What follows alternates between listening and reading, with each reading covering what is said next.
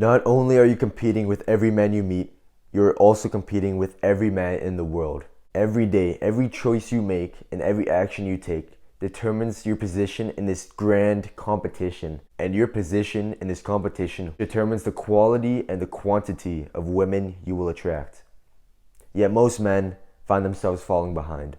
This is quite a big concept, so let me just break this down. Let's just say you're an absolute nerd and you're a complete loser and you finally walked out of your house after playing hours of video games and you're walking by and you see this hot girl that you're attracted to and all you do is just stare at her like a creep because you don't have the confidence to actually go up to her. And then I come walking by and because I have the confidence to actually go up to her and say hi, I end up getting that girl's number. And that nerd let me beat him in the competition.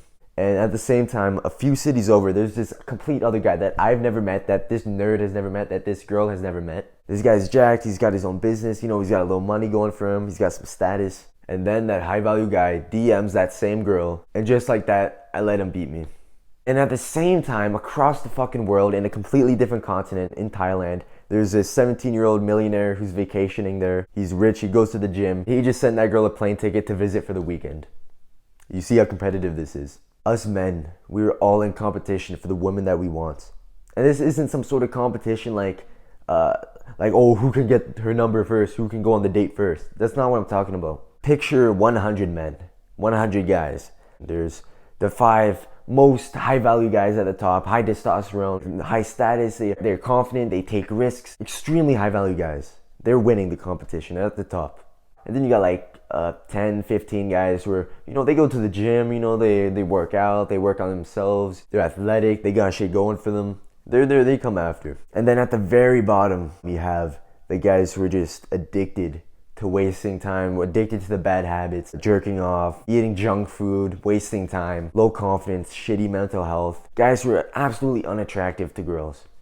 And then you have a majority of guys in the middle. The position of each one of these men in this competition determines what woman they will attract. These high value guys at the top, they'll get the best women. And then these low value, just bad habit addicted young guys at the bottom, well, they don't get any. It's like that idea in the red pill that you probably have heard of before, where the top 20% of guys get 80% of the women.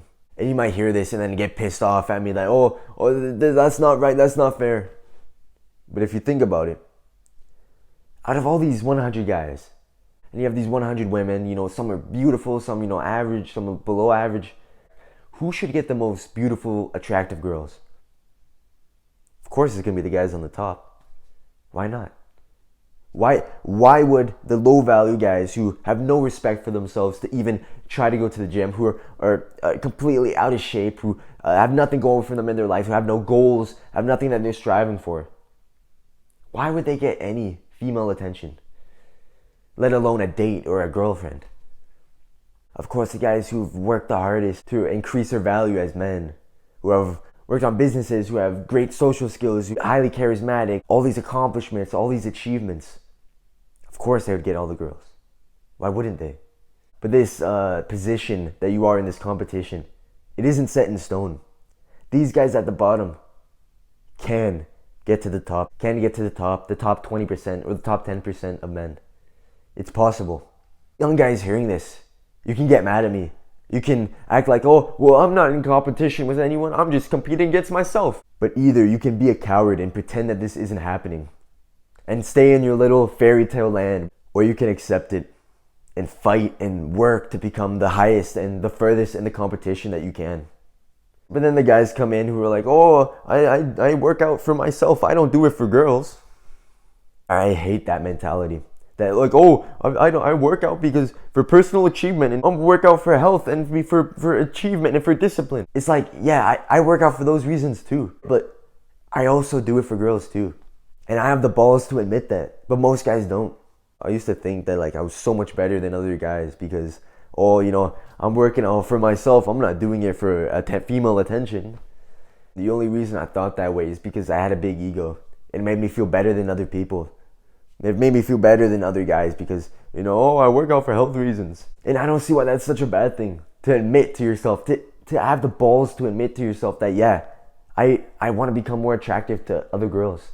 I want to become more attractive and increase my value as a man so I can get a better wife. Now this video is mostly just me ranting on this, but what's some actual practical advice that you can take home? My advice is to take this uncomfortable truth and use it to your advantage.